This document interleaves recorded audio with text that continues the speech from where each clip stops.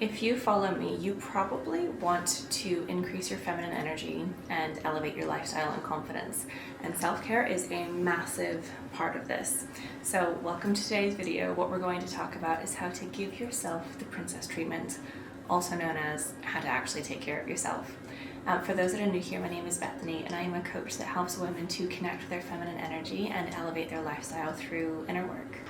So here's a little bit of background on this topic that I find really interesting. So a lot of women either grow up with the mindset that they need to people please their way and then through life and they need to be a good girl, or they grow up with the mindset that they need to hustle their way to the top and have ultimate success, basically, even at the cost of burnout, in order to be worthy. Either way, there's worthiness issues there. And what happens with either mindset, so one is kind of like wounded feminine energy and one is more in the high and masculine energy space. But in either scenario, what ends up happening is you end up convincing yourself that you are unworthy unless you do. Like, your state of being, who you are as a person, isn't enough. You have to do things and achieve things in order to be worthy of being taken care of. And that's not true at all. And when you give yourself this constant feedback loop of, I'm not good enough until I do this, I'm not worthy until I do that, all your brain is hearing is I'm not good enough and I'm not worthy, over and over and over again. And so the message that it takes away is I'm not good enough and I'm not worthy. And when it comes to treating yourself really well, this is not the message we want to be giving to ourselves. Now, don't get me wrong, having motivation to get things done often involves setting yourself a goal. So there's nothing wrong with setting goals and saying, I won't get this thing until I've achieved this. All of that is beautiful, but when it comes to just basic self-care, like looking after yourself, your body, mind, soul, like your overall well-being, if you are making yourself have to earn that, that's where the issue is. So here are 3 massive mindset shifts that I want you to make, like today, now, as soon as the video is finished, like change your mindset with this. Number 1 is you are worthy of being taken care of just as you are. Now, I'm going to run under the assumption that I am not speaking to a bunch of narcissists here, right? Because narcissists make up 1% of the population. Most people do not sit around thinking that the entire world revolves around them and that they get everything and the world deserves nothing, right? So I'm going to speak under the premise that you are not that person and that you are really genuinely doing your best in life. And when you are doing your best in life, you don't need to go and earn worthiness in order to take care of yourself. And even if you're not currently doing your best, even if there's areas of life that you could be doing better and you know you could be doing better, what's going to make it a lot worse and cause you to really spiral is if you stop taking care of yourself or if you don't start in the first place.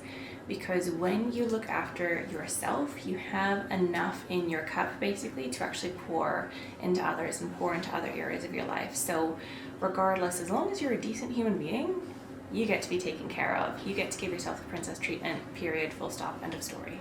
Mindset shift number 2 is the way you treat yourself is a signal to others of how you're going to be treated by them.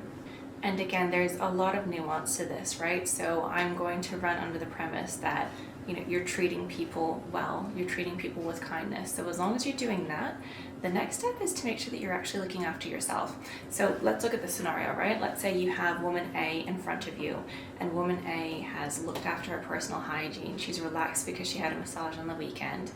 She is trying her best in so many different areas in life. She's dressed well in a way that makes her feel really confident and beautiful. She's sitting up straight, her posture is good. And then you have woman B, who also is trying her best in life, who is also working hard and treating others well, but she hasn't taken care of herself in years because she doesn't really view herself as worthy. She's kind of like slunched over, she's frazzled, she's a mess because she's not looking after herself. So if woman A and woman B treat other people the same, if they're both treating people with kindness, woman A is still going to give out a completely different vibe compared to woman B.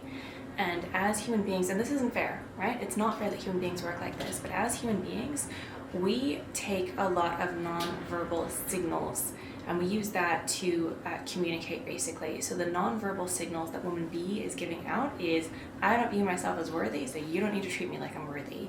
Woman A is giving out the signal, I view myself as worthy, I'm confident in myself, so you need to treat me well too.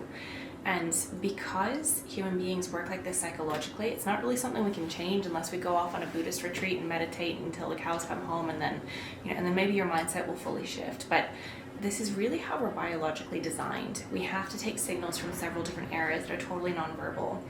So even if you're treating people really well, you're not always going to receive the same kind of treatment back unless you are also looking after yourself. You have to view yourself as worthy. You have to take care of yourself in order for others to give you the same amount of respect. And like I said, is that fair? No, it's part of the human condition, but it's not fair. But you know what else isn't fair? You not treating yourself well.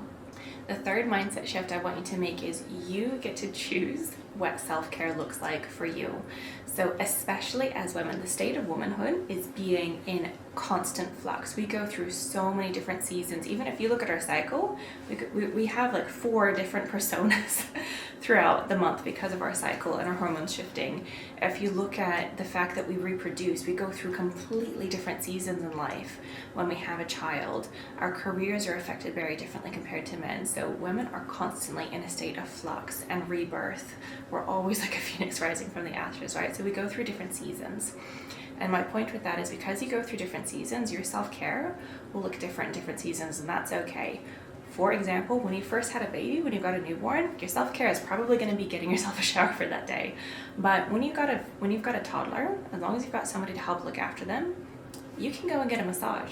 You don't have to sit around the house cleaning 24/7. You get to go take care of yourself. So depending on what season of life you're in, you can create a self-care routine that works really well for you.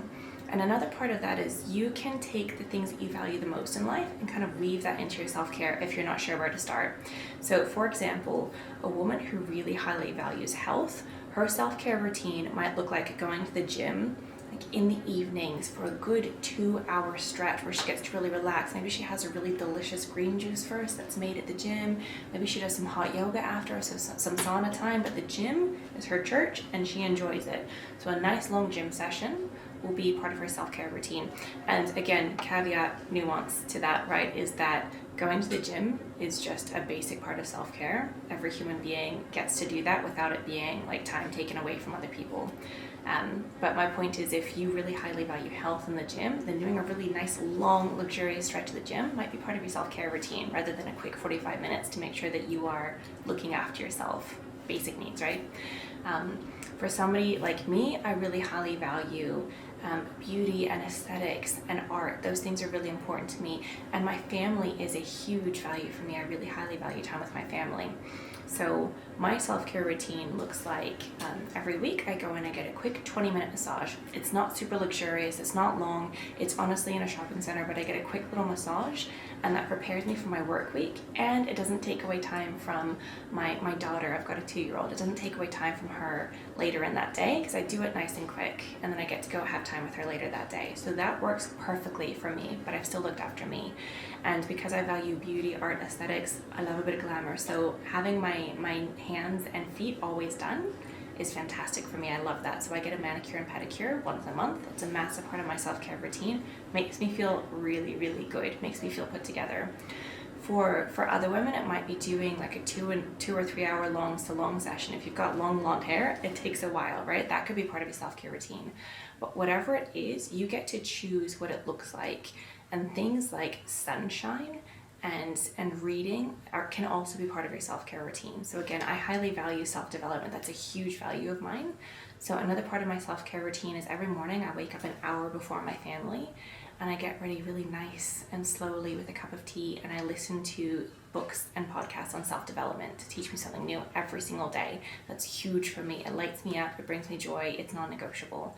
So whatever you value in life the most, coupled with whatever season of life you're in, whatever you have on your plate, that gets to equal your self-care routine. So don't worry what everybody on Instagram is doing. Don't worry what your best friend is doing. Don't worry how your mom does. Like, all that matters is how you want to do your self-care routine and how that works for you. But all of that starts with point 1, which is you are worthy of being taken care of now. You get to give yourself princess treatment now simply because you exist, simply because you're a human being doing your best, and you need to fill your cup up so that you have enough to give unto the world. So take care of yourself. Thank you so much for watching today's video. If you are interested in one-on-one coaching sessions and working with me, you can message me on Instagram or on Facebook. It's The Curated Feminine, and we can speak that way, or you can send me an email at thecuratedfeminine@gmail.com. And if you are interested in the 7 feminine archetypes, I have a video which I'll link down below for you. If that fascinates you, I have a really fun course that goes through all 7 archetypes and how to connect with them really deeply. So if that fascinates you, I'll drop a link below for that too. Thank you so much for watching, and I'll see you soon.